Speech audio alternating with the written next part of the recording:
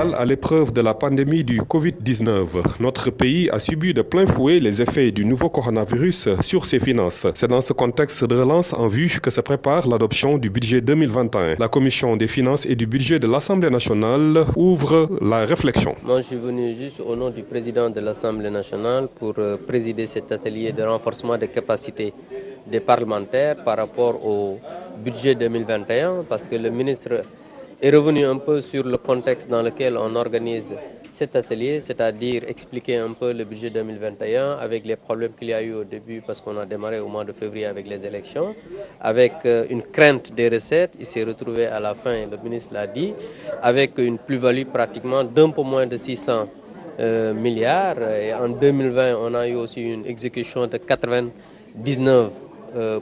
Après un coup d'arrêt en 2020 marqué par une chute de la croissance, l'espoir reste intact. Pour relancer l'économie, il faudra accélérer dans des investissements massifs. C'est l'avis du ministre des Finances et du Budget. Oui, merci beaucoup. En vérité, c'est un atelier qui comporte 3 phases.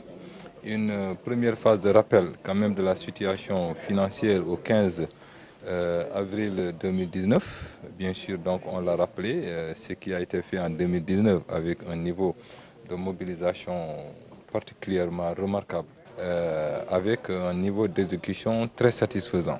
Donc l'année 2019, malgré donc la tenue de l'élection qui nous avait valu un niveau de mobilisation de recettes particulièrement faible en début d'année, je veux parler du premier trimestre de l'année 2019, effectivement nous avons pu clôturer l'année quand même avec des performances importantes. Mieux, Abdoulaye Daouda Diallo, devant les députés, soutient que notre pays pourra relever la tête dès 2023 avec un taux de croissance de 13%. Et ce qui s'est passé justement donc hier, nous avons réussi à mobiliser donc 631 milliards 500.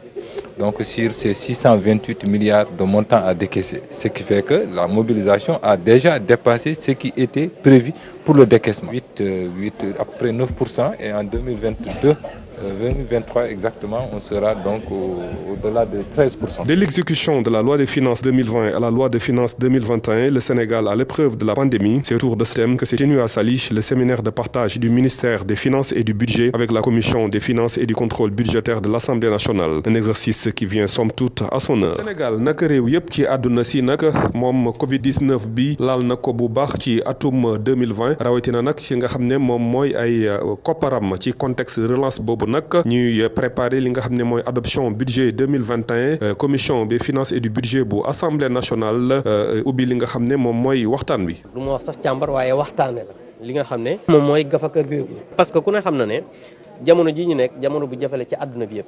waaye ministre bi ak collaborateurs yi ñëw nañ d'abord pour expliquer li nga xam ne moom mooy budget 2021 parce que te loolu tàmbalewuñ ko rek mooy ñëw rek wax ci budget 2021 bi dañu fàttali li nga xam ne mooy d'abord budget 2019 te ku ne xam na ne 2019 dafa amoon ay élections donc pratiquement avril la ñu commencé même liggéey boobu nag mu amoon tiitaange ci askan bi que dinañu am même ay jafe-jafe pour mobiliser ay recettes ñu gis ne ca cappaandaw ga am nañ pratiquement lu toll ci 600 milliards yoo xam ne lu plus-value la maanaam dépassement. gannaaw nag nga xam ne ci atum 2020 croissance bu Sénégal dafa wàcc ba jëm ci 2% jamono yi lii gën a antu rek mooy fexe ba relancer waat ko à partir de 2021 ngir loolu nag mun a antu ki nga xam ne moom lañ dënk lépp lu jëm ci wàllu koppar yi ak wàllu finance jàpp nañ ne daal dañu war a gën a def ay investissement yu am solo. di waxtaan ci benn élément bu important muy maanaam suñu budget 2021. ba tax na effectivement bu ñu commencé liggéey bi dañu amoon quelques moins-values de recettes maanaam recettes yu tolluwu ñoon lu ñu leen xaaree woon ba tax na effectivement bu ñu commencé liggéey bi ñu def ci quand même effort yu mag a mag d'ailleurs occasion bi nga xam ne dinaa féliciter service ministère des finances yëpp ci loolu parce que ba njeexital at bi 2019 effectivement am nañu niveau de recette bi nga xam ne ñun sax def ñu bett. waaye nag Abdoulaye Daouda Diallo moom sax yemul foofu ndax bi muy jàkkaarloog député yi moom jàpp na ne sunu réew suñu tolloo rek ci atum 2023 dina am taux de croissance bu toll ci 13%. parce que quand même service yi góorgóorlu nañu ba nga xam ne non seulement lu ñu xaaroon ci recette am nañu ko mais dañu ko dépassé soo ko defee comparaison sax ak année bu njëkkoon bi maanaam 2018 dañu ko dépassé lu xaw a tollu ci 556 milliards. donc performance bu rëy a rëy la ba tax na effectivement yàlla dimbale nañu ba suñu budget quand même ci biir exécution bi presque exécuté nañu ko disons du ma wax ne 100% mais dem nañu ba 99,87%. naka la ñu jógee ci exécution finance loi de finances ci 2020 ba egg ci loi de finances 2021 ci contexte feebar bi di mbas mi ci thème boobu nag la waxtaan bi nga xam ne nag ministère des finances et du budget seqoon na ko ak commission des finances et du contrôle budgétaire de l'Assemblée nationale ñu jàpp ne nag lël bu am solo la ci stratégie de relance économique bu Sénégal.